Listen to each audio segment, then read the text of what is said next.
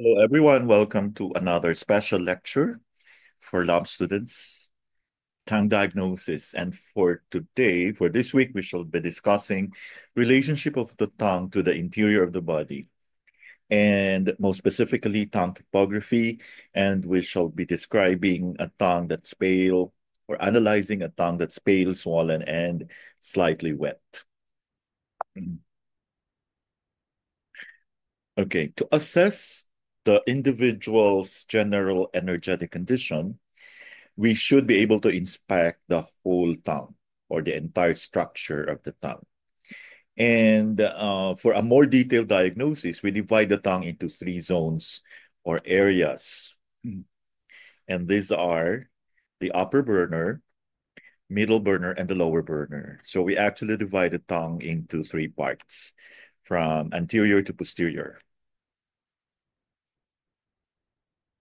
The first third, or the anterior third of the tongue, reflects the upper burner, which encompasses the heart, the pericardium, and the lung.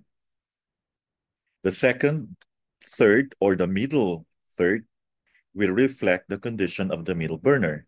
This encompasses the spleen, the stomach, liver, and gallbladder. And the posterior third, or the third third, reflects the condition of the lower burner. This encompasses the kidney, as you can see here, the bladder, the small intestine, the large intestine, and the Mingmen. Mingmen is the gate of vitality. It corresponds to Do4. Now, tongue diagnosis represents only one aspect of diagnostic process in Chinese medicine. So it doesn't mean that you only have to focus on the tongue. Okay, so we have three other modes of diagnosis. It is therefore extremely important to view each diagnostic finding in the context of the overall picture.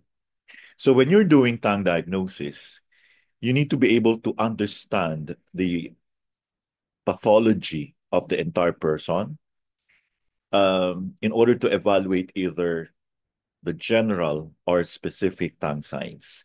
So the process will involve three steps.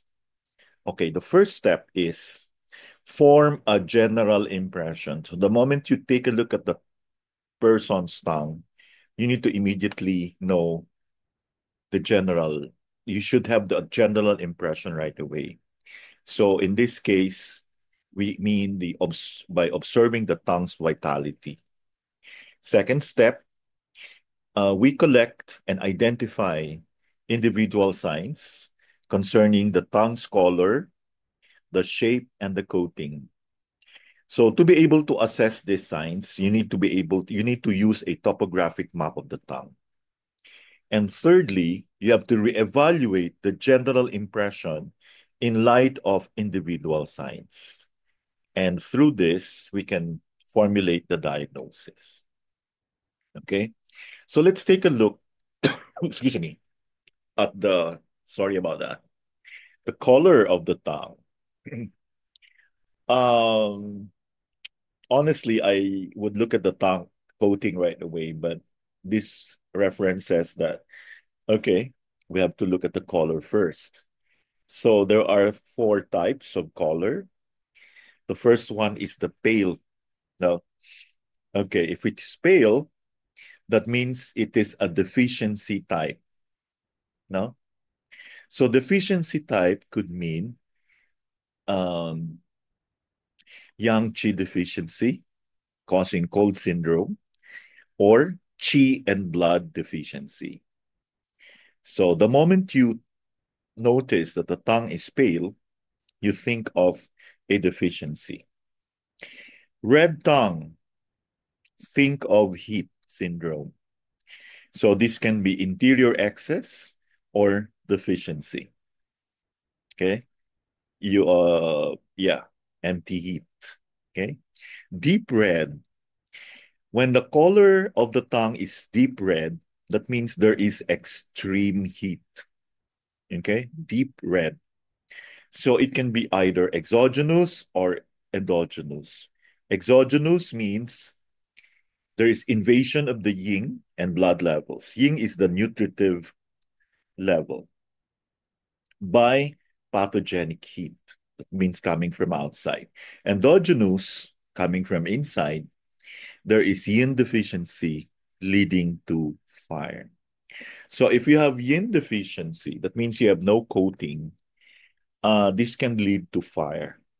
Okay. So at first it will become heat or empty heat, and then eventually fire. So the color from red will turn to deep red. Purple. Okay, there are many types of purple. We have the blue purple. Okay, if it's blue purple, the blood stasis is due to cold or heat. If it is deep blue purple, dry and lusterless, it's blood stasis due to heat. Okay. So the key word here is dry. Okay. So if you have a tongue that doesn't look dry, it's only blue purple, so it's still blood stasis or blood stagnation due to cold or heat. So therefore, you need to be able to use pulse diagnosis in order to determine if the blood stasis is due to cold or due to heat. So deep blue purple, so that means it's a deeper in purple. It should be dry and lusterless. That means it's blood stasis due to heat. Okay. Now, pale purple and moist, that's due to cold. So whenever you see a purple tongue, it's definitely blood stasis or blood stagnation. So if you see purplish spots on the tongue surface, that's blood stasis. So no questions, dito? So let's look at your tongue, Sir Joe Benjo. Next, we go to the shape or the form of the tongue. Okay.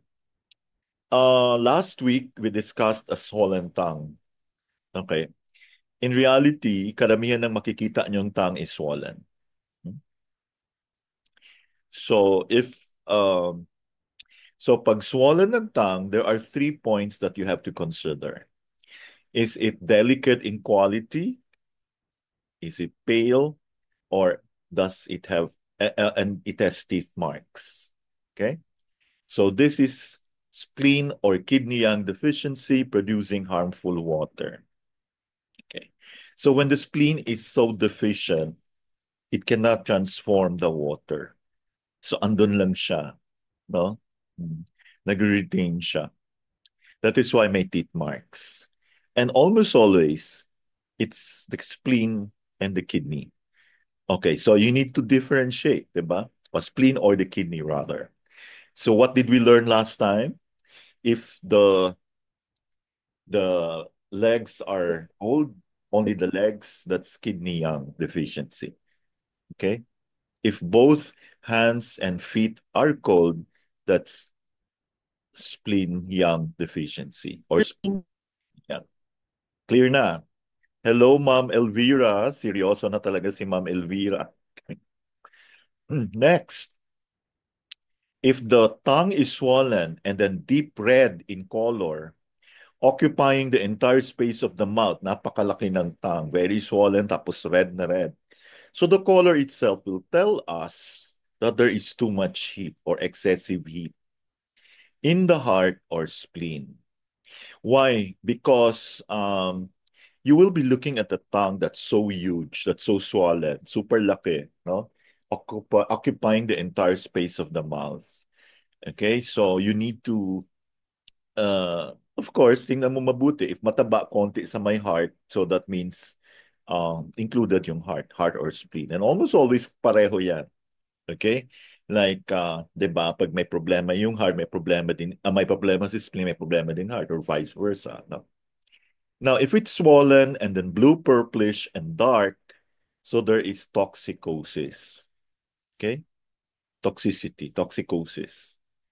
Dark, blue, purplish. Next, what about the opposite of swollen? Thin tongue. So dalawa lang. If it is pale, it could be qi and blood deficiency. Okay? If it is deep red and dry, the key word here is dry. So we immediately know that there is fire, there is excess heat. Okay. Okay.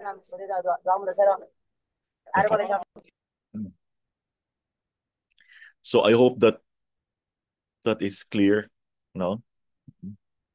Any questions so far? So imagine nyo yung tongue na thin. And don't worry, we shall be concentrating on each sign as we go along, but not today. Ano lang muna to overview. So be a part of our group so that you can have access to this one. And then we also have this in an ebook. Actually, sa ebook ko ito kinuha, Handbook of Oriental Diagnosis. Halata naman. Okay, so just donate a little amount. I will give you instructions later. Now, what about, okay, last time somebody asked, was it you, Doc She? May nagtanong about crack tongue, no? Mm-mm. So, it is not enough na tingnan mo lang yung crack. You also have to look at the color. So, if the tongue is cracked, tapos deep red, so ito pa lang, it's a giveaway. There is excess heat. Of course, parang El Nino, no? Mm. Pero ito nga lang, excess. Now, if you see a cracked tongue and the tongue is pale, so that means aside from the form, you need to also look at the color of the tongue body.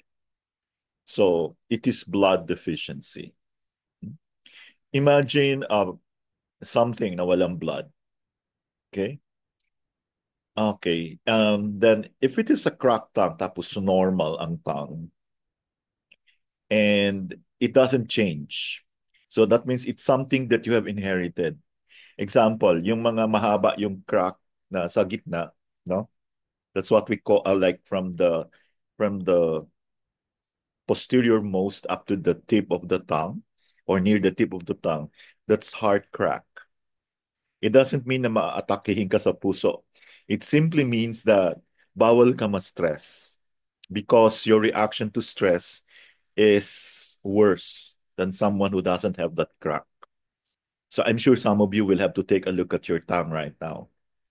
So pag hindi naman umabot sa dulo, you will that's what we call stomach crack. And usually it's the crack is wider. So that means you were born to have a very weak stomach.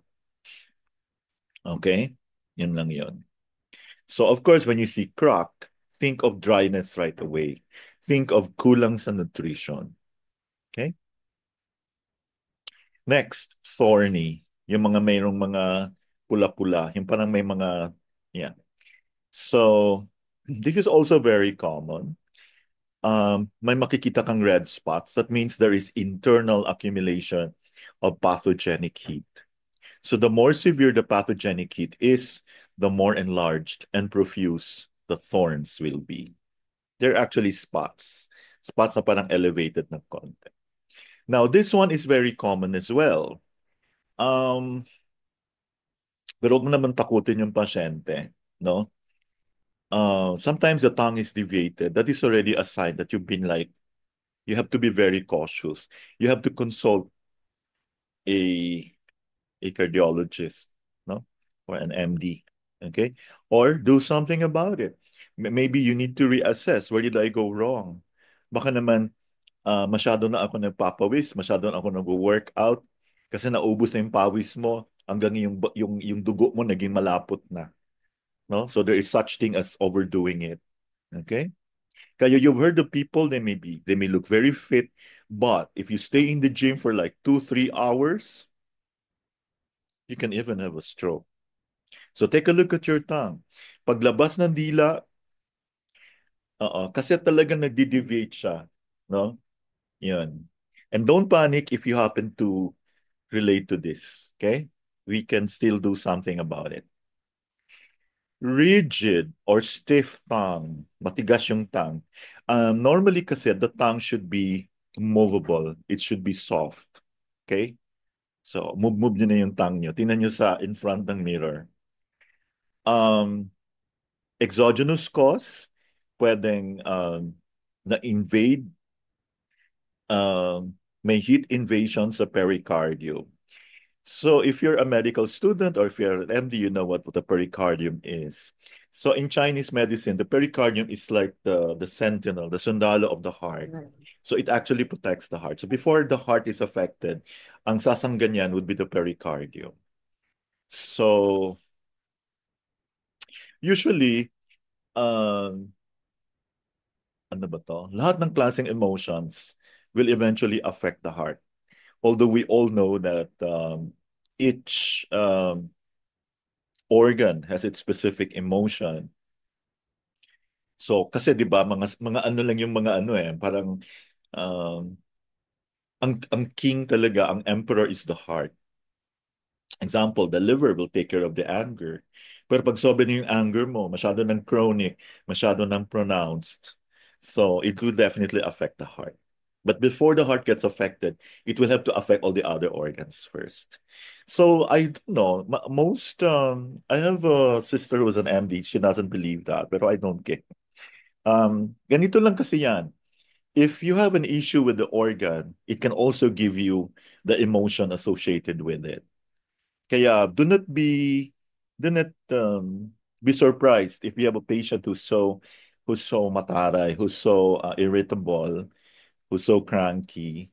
So that means the liver or even the heart is already um, compromised, no? Ganun lang po yun. So the same thing, if you have an emotion that's too chronic, that's too persistent, um, it will all eventually affect the organ. So can you imagine if the heart is affected already? That means it's like um parang huli na, no? Kaya number one pa rin killer disease sa heart and there's parang walang magawa yung iba dyan. Okay. So another cause is retention of turbid phlegm in the interior. Did you know that the reason why? Okay, kasi pag meron kang phlegm, no? Phlegm is actually due to a very weak spleen. Let's face it, lahat tayo mahilig uminom ng malamig. Lahat tayo mahilig kumain na mabilis. Or not all, rather. And sometimes we don't eat at regular times. So eventually, you will have dampness. And dampness will, pag hindi mo na-resolve yung dampness, nagkakaroon ng heat. So pag nagkaroon ng heat, it will condense the body fluids, then you'll have phlegm. And phlegm impacts the circulation. And let me tell you, ang tagal gumaling ng phlegm. Kaya let us educate our patients. Sinan mo, yung tongue niya rigid pa din. Even if he feels better, it doesn't mean na okay na yung treatment. Kaya let's establish a culture where everyone will be so well informed about their tongue. And they will only choose the practitioners who actually look at their tongue. Because I have no respect for those who don't look at the tongue. I'm sorry. Kasi it's like going to an MD and then piniscribean ka lang ng gamot, walang walang ano man lang assessment, walang diagnosis, 'di ba? So we will teach patients how to be very vigilant, how to know yung talagang practitioner na medyo deserving. Okay, excessive pathogen. Another exogenous cause of a rigid tongue is ito na, excessive pathogenic heat consuming body fluids. No? Endogenous, galing sa loob. So, could be wind stroke or early signs of wind stroke. Okay. Kaya if yung bang numbness on one side, you should not ignore that. Eventually, that's going to give you a problem. Okay? Look at the tongue, no? Flaccid tongue. Opposite of stiff or rigid. So there are three causes. There could be extreme qi and blood deficiency or consumption of yin fluids. Okay, pag pale din siya, again, qi and blood deficiency. Deep red, yin collapse. Nawala na yung yin. Okay?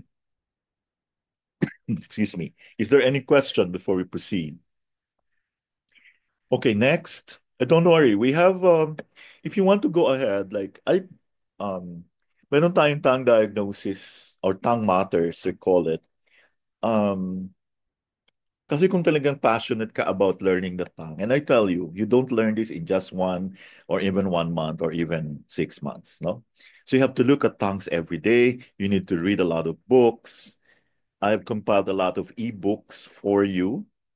So it's called Tongue Matters. So yan kung gusto niyong karirin yung tongue. Okay? Later, I will tell you how to avail of it.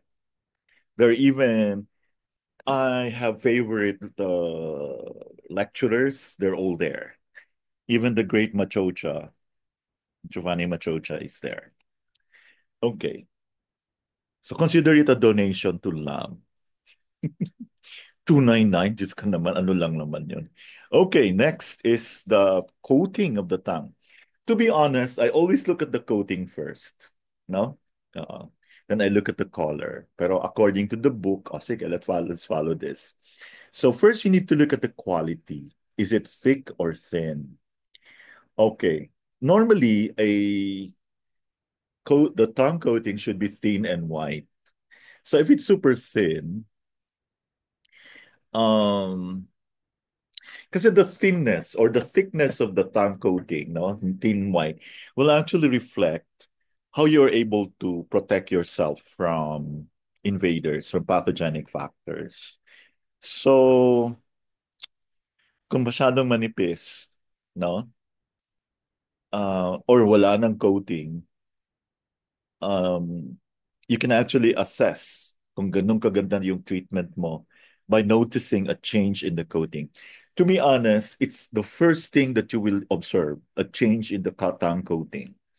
So if you're a good one, kaya kunan mo ng picture before with the same lighting, preferably natural light, labas ulit, or if your clinic merong window, doon kasi sa window, same position, makikita mo may konting change. Eh kung lalong kumapal, so sorry, hindi ka nag-train sa amin, Joe. Okay. Thick. Pag thick naman, okay, the reason why I always want to look at the coating is because I wanted to ascertain kung gaano na katagal yung problema or gaano na ka grabe yung penetration, no? Gaano na pumasok yung pathogenic factor. So just like this one, if it's thick, you will have actually circulation issues, no? Feeling niya mabigat, tapos meron kang cravings, yung mga ganon, no? So retention of damp food, and damp is a bad thing. Then check if the tongue coating is moist or dry. Siyempre pag dry, think of heat, no? Consumption of body fluids, yin deficient heat. So that means kung wala ka ng coating, initially ang kulay ng tongue mo is normal, no? Pale red. Eventually, pag nagkaroon na ng heat, meron ka ng empty heat, magiging red na rin siya. Excessive moisture, so think of water, think of cold, no? Saliva dribbles, slippery. Ano ma, slippery. Ano pa to? Madulas, no? Then sticky or granular coat. Okay. We usually find this in people who are a bit medyo may edad na tapos ang dami ng problema. At saka, no matter what you do, hindi natatanggal. Yung iba kasi, kaya before you see a patient, always advise them, never brush their tongue. No? Kasi yung iba nawawala. Pero ito, kahit ano pang ano mo, andun pa rin. Magpapanik na. Because that speaks a lot about dampness, phlegm, or food stagnation. So, pag granular naman siya, katulad ng parang may tofu, pero madaling matanggal, tsaka medyo pasty. Okay, so that's excessive yang heat. So you have a person here who is always ano to, who is always thirsty and ihi ng ihi and also mahilig kumain. So what does that tell you? No? Diabetes. Ito yung tatlong no? Tatlong signs na uncontrolled yung sugar mo. So you see from the tongue alone, so when you look at the coating of the tongue or the tongue itself, you would know what questions to ask. Okay? Peeled, walang coating. Pag partially, geographic, no? Parang mapa. So that means na-consume na yung stomach chi and yin. So, okay, usually stomach chi deficiency. Okay? So pag yung dila mo wala ng coating tapos parang nakikita mo na reflection mo doon sa dila niya, it's not a compliment. Actually, it's a bad thing. So that means exhausted, may, may konting issue na talaga. Ay, hindi pala konti, malaki na yung issue sa stomach. Okay?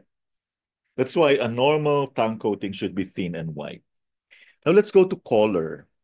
What I like about this tabulation, it's that it's so detailed. Wala lang pictures. So I think I included like 6 or 8 ebooks there, which you cannot find anywhere. Okay.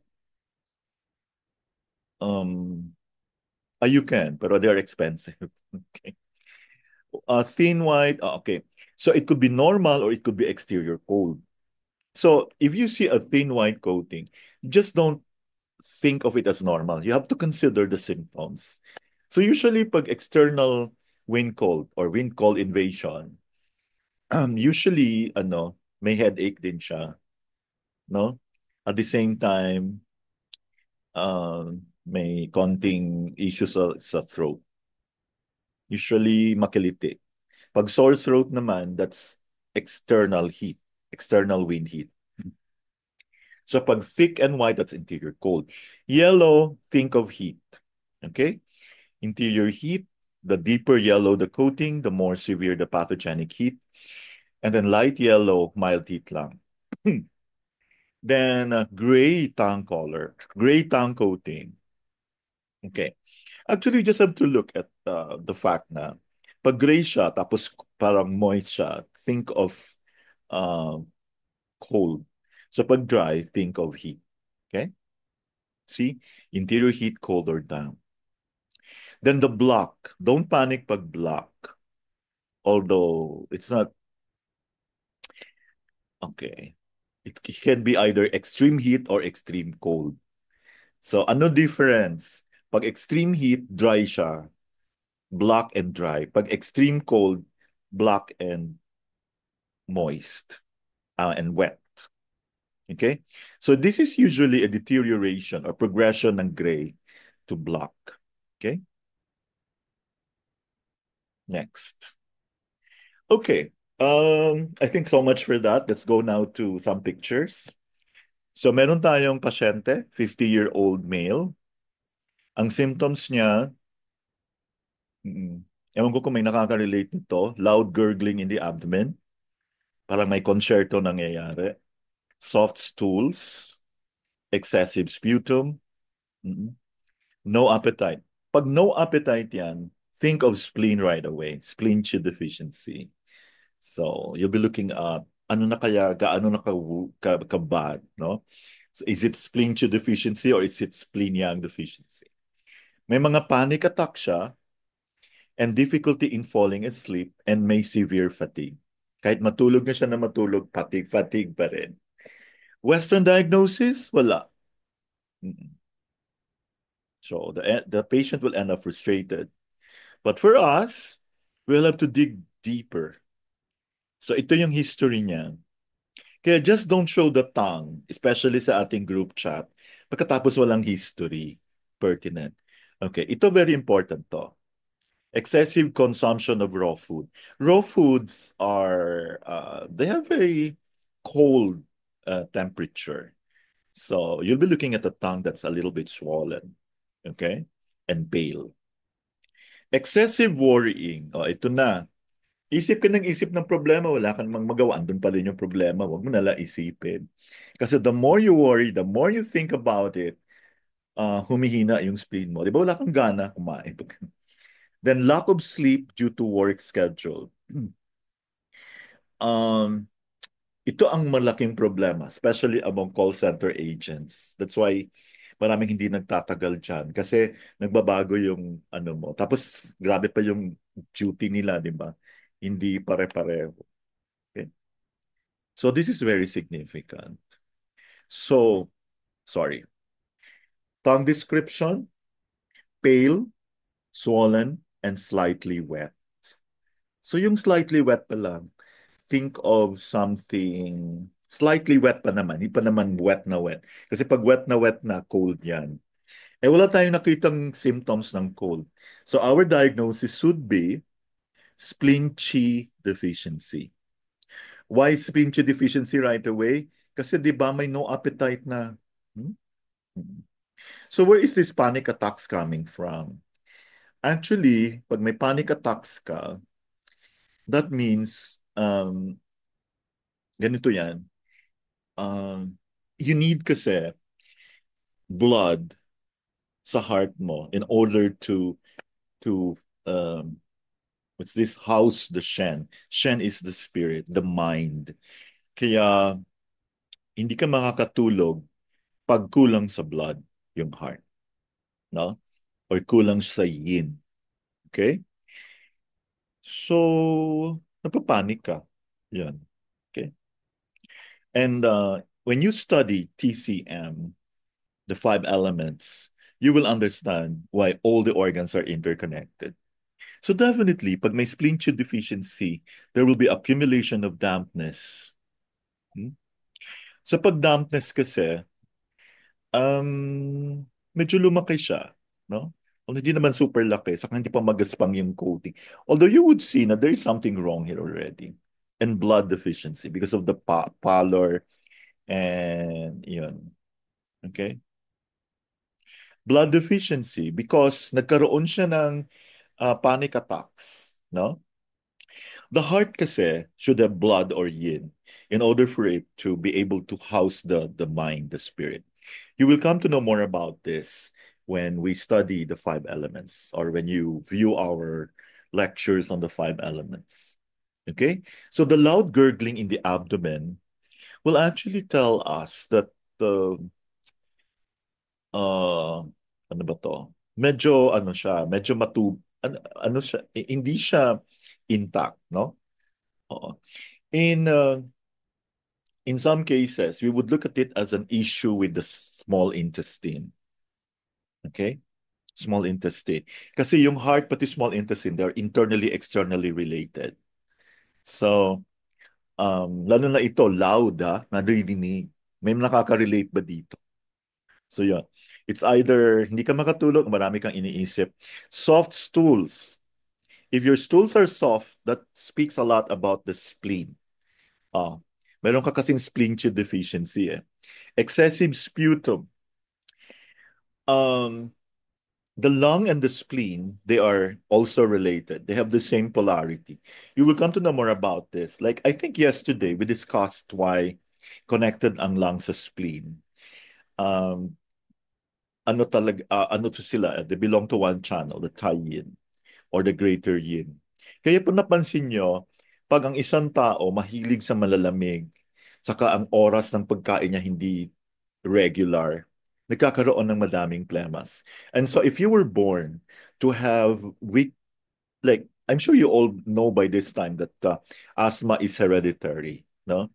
When you have asthma, you also have allergies to certain food. So asthma lang, then food, yun. Okay? Because do not always look at the lung as the one that is problematic. You should also look at the spleen.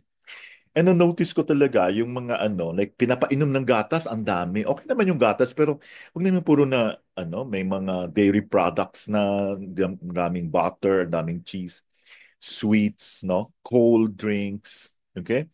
This will actually make your panic attacks worse. So, yun. And so, difficulty in falling asleep. Okay, Doc Shet, please go ahead with your patient. Okay, good afternoon, everyone. Today, I will be presenting one of my patients, um, whom I made an assessment um, using pulse, tongue diagnosis, and ear. Okay, Mm, so welcome to my presentation. So, as discussed earlier by Doc Hector, this is the organ system map for tongue diagnosis. mm. So, the upper burner is the Yung middle picture mo. burner, the spleen, the stomach. Okay. Medyo delay lang siguro, Doc. Siguro. Sige, okay lang. And the lower burner consists of the kidneys, the bladder, and the large and small intestines. Mm, okay. Okay, let's call the patient um patient C. Mm. Due to yung privacy Okay, okay. for the privacy of the no.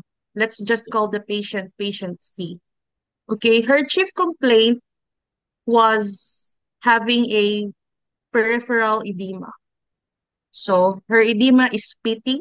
So, ibig sabihin, pag pinindot mo yung sa, ano niya, legs niya, bumabaon talaga siya at saka medyo matagal siyang bumalik. Okay. Her age is 47 and she's a female. And upon checking her blood pressure, she has 128/82. Her Mm. pulse rate is 99 with a weight of 57 kilos. Um, it's talagang practice ko na dito sa clinic that I also check the medical history as well. She Mm. was admitted 2 years ago due to UTI or the urinary tract infection. And Mm. upon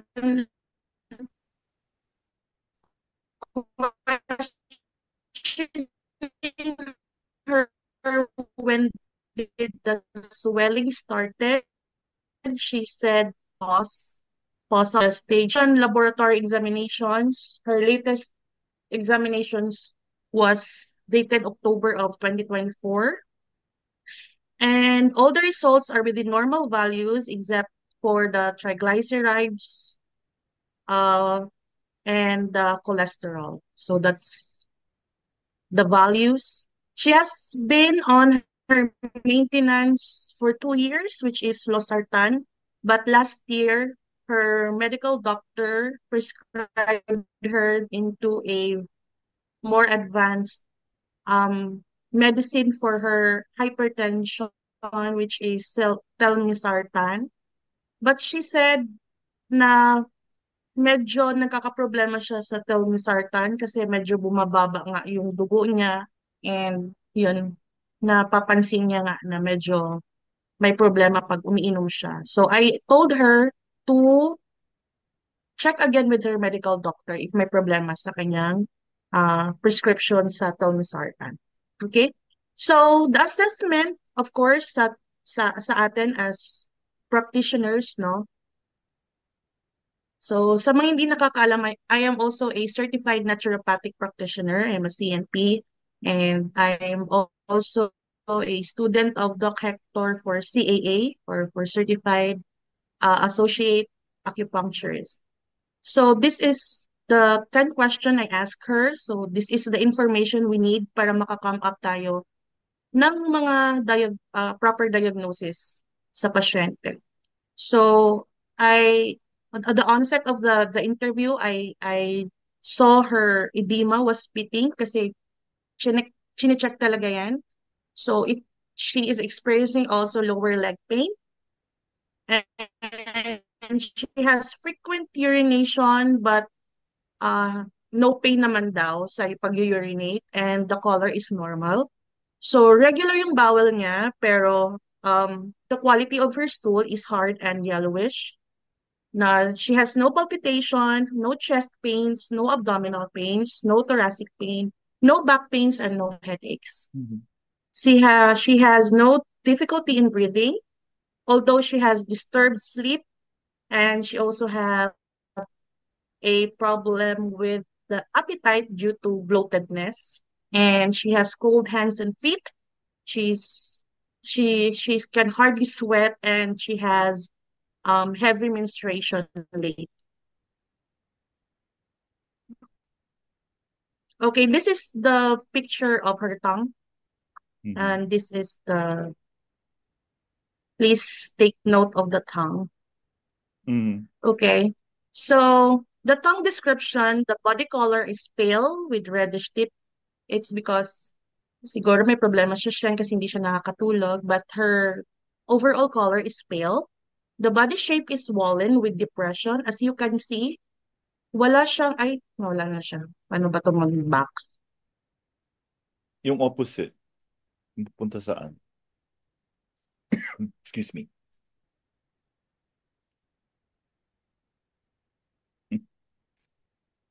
Okay. As you can see, she has no teeth marks, but she has a depression Hmm. of the tongue, so my liver gallbladder area. And the coating is um thick with dry coating, and the spleen indicates dampness. So upon checking the pulse, her spleen has deep and thin pulse. The kidney has deep and weak pulse, and the liver has deep and slow pulse. So my TCM diagnosis is she has spleen Qi and Yang deficiency, and she has kidney Yang deficiency. So the spleen Qi and Yang deficiency is manifested on the paleness and thick coating of the tongue, which means deficiency of the spleen affects the overflowing of water Hmm. and dampness resulting to frequent swelling. So, sabi nga ni Doc Hector kanina sa discussion niya, yung spleen ang responsible for the transformation and transportation ng ating mga kinakain, food and water. So, pag may problema si spleen, so nagkakaroon talaga ng problema sa pag-control ng water. So, pag nagko-control ng water, hindi na-distribute properly, so nagkakaroon ng dampness resulting to frequent swelling. So bakit spleen Qi deficiency? Because she also had a problem with the appetite. The coldness of the hands and feet also indicates spleen Yang deficiency and kidney Yang deficiency. Um, Edema may result from innate deficiency of the kidney Qi. Nabasa ko po ito, Doc, sa ebook natin from uh,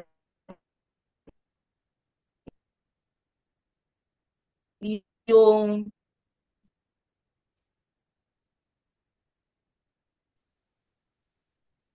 silang deficiency sa kidney Qi.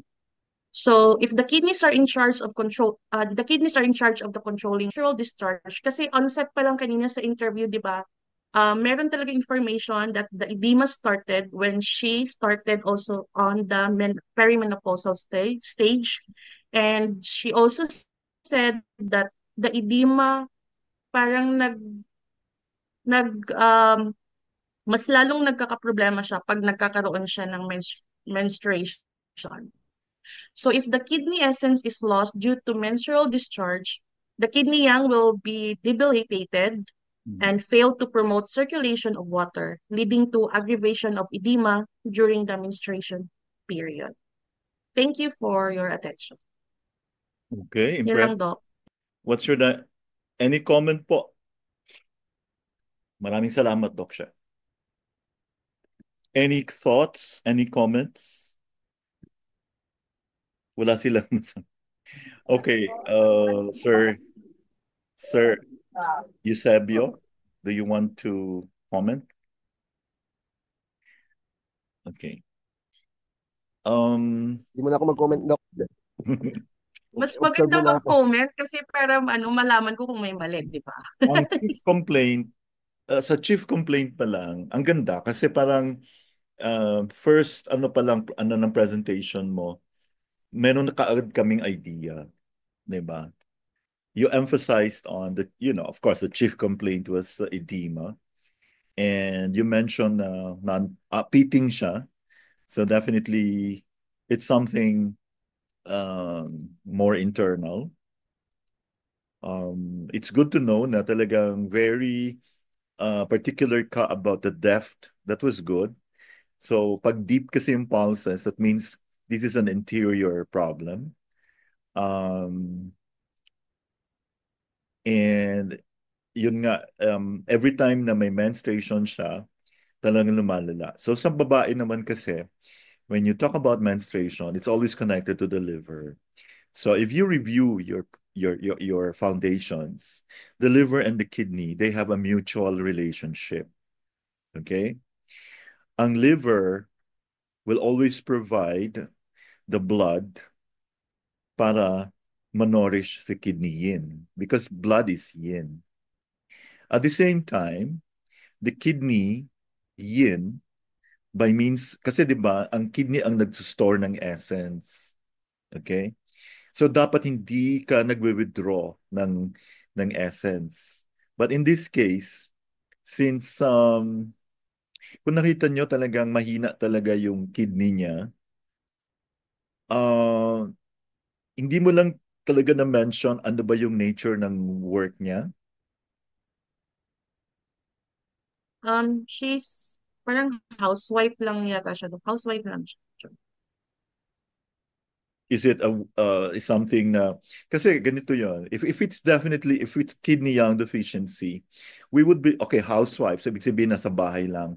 Pero baka naman nagbubuhat siya ng mga mabibigat or puro mga manual work or Maaari. Maaari ito. or baka siya And her naglalaba. skin is so dry.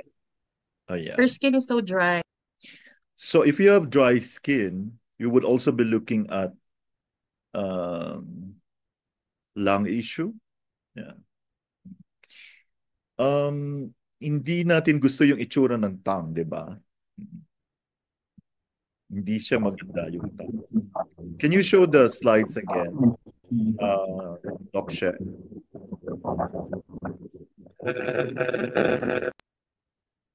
Yes, to. Yung tongue niya.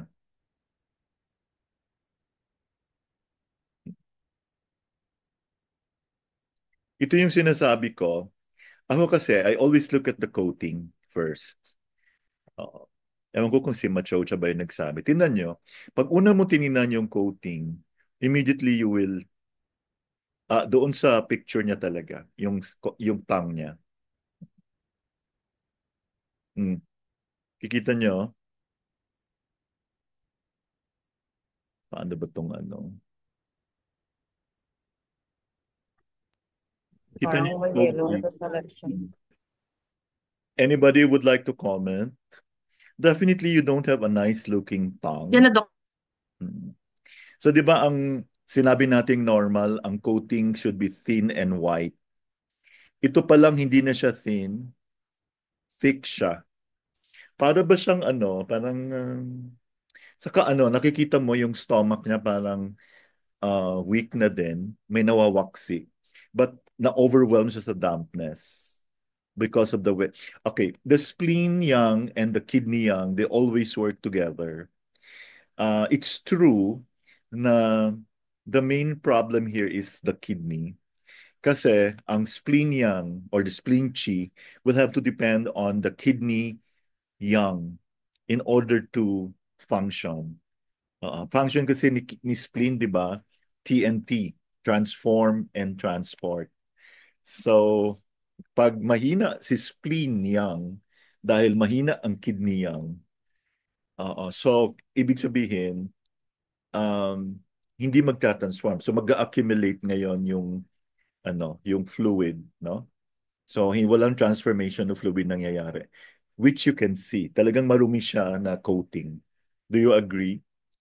Now, saan ito kinuha yung picture ng tongue, Doc She? Using natural light? Room light siya, Dok, actually. Mm, okay.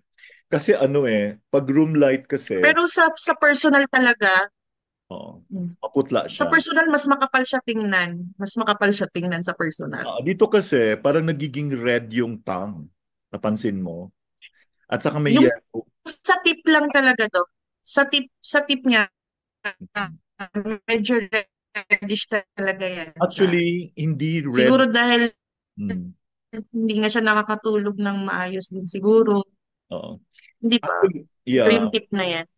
Oo. Hindi, ang ano kasi niya, tinan mo ha, yung tongue niya pababa, nagsuslope downward. So, we're looking at a heart chi deficiency. And hindi naman that bad yung ano. Ang ano lang kasi, medyo makapal yung lung and heart. Napansin mo? Siguro it would have been best if you took two pictures kasi mukhang tense yung pasyente mo. Pero okay na, we got the picture already. We should have be able to have seen the back part kasi I was looking at kidney essence deficiency. Kasi sinabi ko nga may depression, no?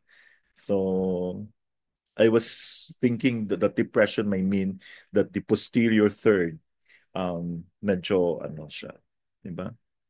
At saka napansin mo, hindi equal yung coating sa left side and the right side. Do you agree? Does everybody agree? Hindi. Yes. Yeah. Yes. So, when you Mas, talk, mas yeah, ano yung coating sa left side? okay. Um, kasi sinabi mo kanina yung liver function tests are abnormal. Yung ano pala niya, Ah, yung cholesterol and triglyceride are high, are mm, elevated. Yeah. the triglycerides and Oo. So, ibig sabihin, medyo may konting problema. Ang gallbladder kasi, the coating there refers to the gallbladder. So when you talk about the coating, you're referring to the mm, stomach, the gallbladder, hindi yung yin organ. Okay? So mm. gallbladder is the interior partner of the liver.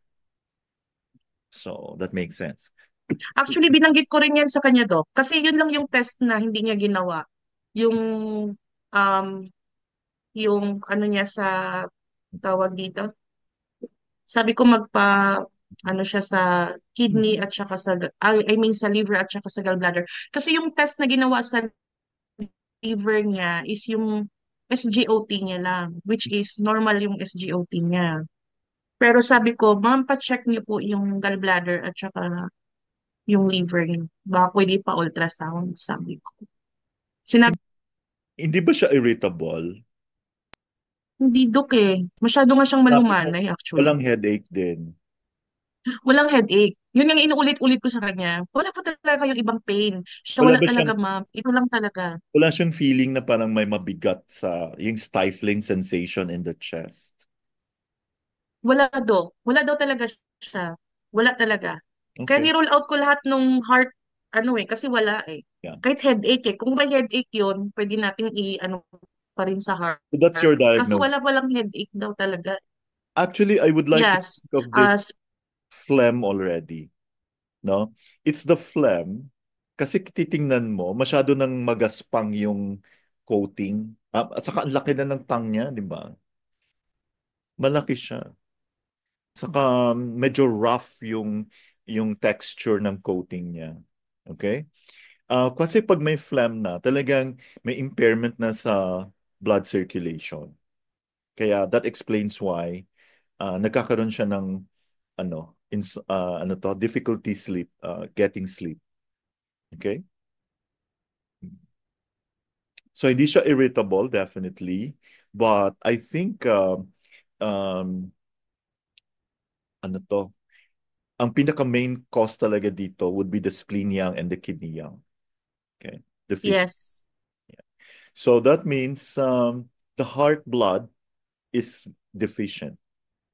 So I would kasi medyo okay, yun. I think it's heart blood deficiency. Heart blood deficiency kasi, alam nyo, matagal ka makatulog. Pero pag nakatulog naman, tuloy-tuloy yan. Hmm? Bakit? Kasi Basta obviously, mahirapan daw siya makatulog daw kasi yun nga daw siya, ihi lang siya ng ihi. Pero mm, hindi naman daw masakit iihi. mm, Doon siya na nahirapan siyang makatulog. So that means it will take 2 or 3 hours before siya makatulog. medyo disturbed niya. Oo. Which makes sense kasi siguro dadagdag mo pa yung diagnosis is heart blood deficiency. But sabi mo nga walang palpitations. Um, may technique yan eh. You need to ask the patient. Kasi akala nila pag palpitations, mabilis yung pulso, which is not true. The mere fact na nararamdaman mo na parang mayroong kang narinig mo yung heartbeat mo, whether slow or fast, that's already palpitations. I don't know if you forgot to ask that, pero okay lang. We can always improve next time. No? Kasi sa itsura ng tongue niya, it would be impossible not to have a stifling sensation in the chest, no? Wala, Dok, inuulit-ulit ko sa kanya eh, Okay. na anything na mararamdaman sa dibdib, Mm, na mm. kahit anong, kahit hindi pain, kahit cramps, or mga ano, wala daw talaga, Dok eh. Kasi yun lang talaga ang iniinda niya yung sa paa niya. Yun lang talaga. Okay. Ganito kasi, yung diagnosis mo is yang deficiency. Pero what made you say that? Kasi kung titingnan natin yung tongue ngayon, parang dry siya. May pagka-yellow pa nga eh. Siguro it's the lighting. Oo. Okay lang, this is the first. Yes, oo, So next oo. time, Kasi ano, kasi yung inano ko rin, Doc, is um, yung tawag ito, yung sa discussion natin na pag pale, hmm, automatic deficiency siya. So, okay. pag ang cold ang hands, ganon. So, cold ang both Yang hands and deficiency. feet niya. Yeah, Yeah. So, kaya okay. spleen yang deficiency. Oo. Siguro talagang dry lang talaga yung ano niya. Kasi pag sinabi mo kasing yang deficiency, we would expect the tongue to be a little bit moist or really wet. Okay? Anyway, lalo na pag... Siguro Question. sa picture ng Doc, kasi yung ano niya, Doc eh, Hmm. yung dito sa may sa lingual niya, medyo basa-basa yan eh. Okay. Dito, oh, So, medyo may hindi naman moistiness tayo siya. demanding but Yeah. we expect a better... At saka do not include the ilong. Okay? Kung po pa... Hindi kasi long range kasi ako nagpipicture do kasi ayoko magpicture ng malapitan. Ilang So anak siya medyo meron? malayo ako tapos Yeah, it's okay. No problem. We will try ano to doc? resolve the issue next time. Ilan yung anak niya? May asawa ba siya? Hindi ko natanong. Pero may anak siyang kasama na talaga. Yeah. Actually, yung husband niya yung nagsabi na magpunta Marami muna silang dito sa anak. akin before mag-check up ulit doon sa medical doctor. Oo. Hindi ko natanong actually, doc eh. Oo. Actually, tatanong ko yon kasi tinan mo yung ngipin niya, naubos na. Oo, so definitely meron Yeah. siyang kidney essence deficiency. May tanong pala sa Mm. sa ano sa chat box natin from, of course, another very excellent student ng batch 2. Oh, kaya sumali na kayo dyan if you want to be excellent then. Ano ba yung message? Nasaan daw yung location? Bakit hindi ko makita? Asan daw yung location? Can you read it sa chat? Asan daw yung location ng kanyang ng Pitting edema? edema. I think she mentioned it sa ankle or sa... Paki-unmute, Doc siya. Sorry. Sa legs niya, doc. Ah, legs na. Okay. Legs. Sana Okay. pinicturan ko, no? Dapat Oo pinicturan naman ko kasi rin parang yung ano. ano. Oh, anyway, ganito na naman Dapat first time. next time. O, pwede mo ulitin next time. Yeah. Huwag muna natin to iwanan hanggang di natin Pag magbalik siya sa akin, Oh. pag magbalik siya sa Alam mo, akin yung next pasyente week. mo kasi, 47 years old lang, wala na siyang ngipin. Um, Yeah. Humina yung kidney niya dahil Kaya sa nga. panganganak niya. Napansin ko rin yan, Dok. Oo. Mm. Okay? Hmm. Ano pa ba? Mm. Siguro, okay, what did you do with the patient?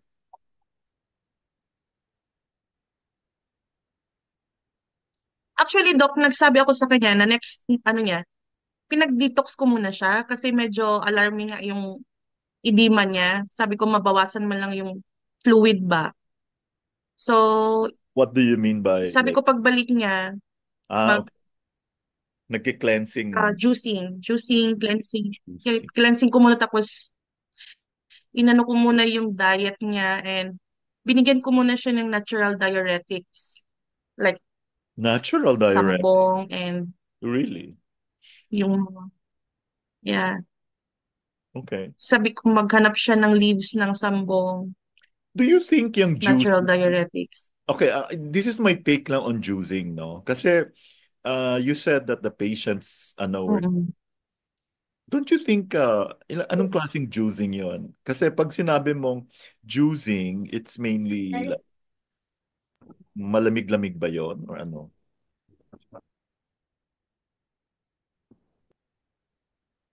Isn't that not No. complicated? Kaya nga ang Mm. no. Kasi tinanong ko rin siya kung meron na ba siyang ni-restrict na ba siya ng water intake ng medical doctor niya. Sabi niya hindi pa naman. Sabi ko, are you sure na, for example, 800 ml na lang ng water yung pwede mong inumin? Sabi niya, wala ma'am eh, kasi wala naman siyang sinabi na restriction na ganun. Sabi ko, oh okay. Kasi iba po yung juicing namin for may problema na sa, may edema na, yung pang kidney problem lang talaga. So, yun din talagang inano ko sa kanya. Kailan babalik sa yung pasyente mo? Can you take After six another days. picture? Mm.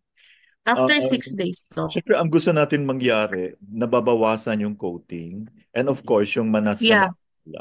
No? yeah. Anyway. Kasi dapat pag sinabi ko kasi kanya, did the doctor tell you kung may renal failure ka na or anything? Kasi iba rin yung juicing pag renal failure, doc eh. Kasi dapat low potassium yung juicing. Mm. So, minake sure ko yun sa kanya kasi sabi ko, hindi tayo pwedeng magkamali kasi ikaw din ang magkakaproblema. Hindi, ako, nagsasign ka ng waiver na nagsasabi ka ng totoo na sa lahat ng sinabi mo sa akin. Ngayon, pag hindi ka magsabi ng totoo, magkakaproblema tayo. So, wala daw talaga. So, yun. Hindi pang renal failure yung binigay ko sa kanya na juicing. Pang wellness lang at saka sa kidney. And then, pang detox talaga kasi, tsaka natural diuretics. Okay. Intriguing yun, natural diuretics. So yung cleansing, anong ginagawa doon sa cleansing?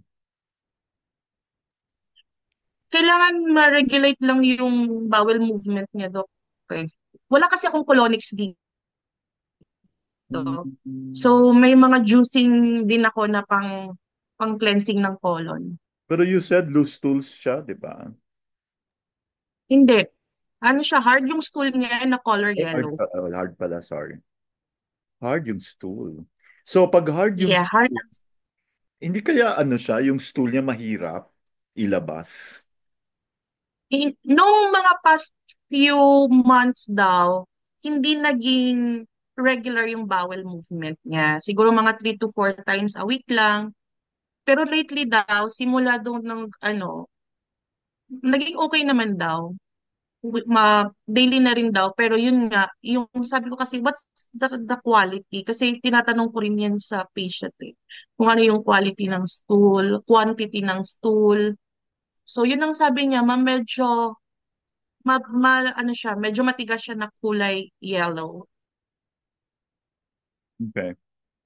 Yeah, thank you so much. We would like everyone to be part of are you all part of the group chat ng Auriculomedicine Society?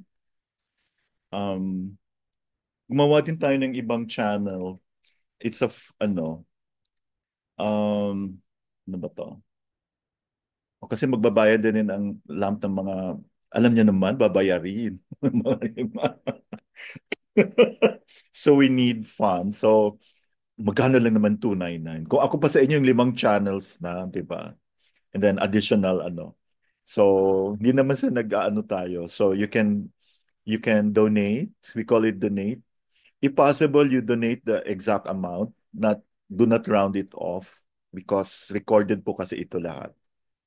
0926687583. Okay? So, dito lang muna tayo sa Dang Matters channel. Um, it's a new channel. Don't worry, hitigil na ako sa kagagawa ng channel. Marami po ako naiisip eh. No, like kahapon gumawa din tayo ng diagnostics channel. So ito naman more on tongue, no? And may mga questions yon. If you notice, yung mga lalo na sa isang prestigious um, group like the NCKO abroad, no? Ano yon? Meron sila mga questions doon. Talagang included yung pulse and tongue. In fact, the best way to answer questions, kasi di ba pag kumukuha ka ng exam, yung time element. Tinan mo muna kaagad yung tongue and pulse, no? Kaya hindi totoo yon, hindi mo na kailangan tumingin ng tongue and pulse. It will really guide you to the right diagnosis. And what else? I wanted to say something pa. So let's do this every Friday. There will be times na I cannot do this on a Friday. So if ano, we will advise you ahead of time. We can have two lectures in one ano. Total 5 to 6, 6 to 7 ganun. Iiklian lang po namin para ma-appreciate nyo. And we would like to thank Dr. She Damasco for Thank you, Doc. the Sana effort. na-satisfied ko yung Nasatisfied ba presentation. kayo? Oo. Hindi, sa una pa lang naman yan eh. So siguro by next time, di ba? Hmm. Pareho kami ng practice. Yeah. Okay. Detoxification. Yeah. Para luminis yung system, no? Okay. So let's see. We hope to see again. Um, we're open po din sa ano, yung mga may mga pasyente dyan. We would like you to share your tongue, the tongue of your clients, or your tongue mismo. Di ba? So, sigurado kayo wala ng questions? Okay. Maraming salamat po sa lahat. Um, see you next week. Hopefully next Friday. If we can't meet on a Friday, we meet on a Thursday. Okay? Kasi I'll be out of town. But anyway, tuloy-tuloy tayo. Every Monday po, we have you can join our CAA aspirants. Kasi iniisip ko, uulitin ko din yun eh. Anong sa ma-master nyo? Our approach here is the Q&A for diagnostics. And I think naman, nag-enjoy naman sila, yung mga students. Every Tuesday, we talk about the ear, auriculomedicine. We will be having our third meeting already on Tuesday. So you might want to be part of the community as well. Wednesdays, we do pulse. No? Uh, Ay, wow. Abiato. Ay, ewan ko pa, ganun ba yung pag-pronounce? Abiato. Ma'am Mercy, Madam M, how do you pronounce that? Alam ko hindi niyo pinopronounce yung Fabian. Abianto. Fabian. Ano daw? Abianti? Okay. Okay, maraming salamat po sa lahat. Have a great weekend. Thank you po. God bless. Let's Salamat po, Thank Doc. you, complete Doc. the chat. Salamat Bye po. po. Ano naintindihan nyo? Thank you, Doc She. Thank you, everyone. Thank you, Thank you, Doc. Dino. Thank Thank you, you. everyone. Yes. Dagang salamat. Wala tayo bukas sa pahinga Salamat. naman tayo Saturday, Sunday. Bye-bye po. Salamat, Doc. Salamat, Doc. Salamat. Engineer,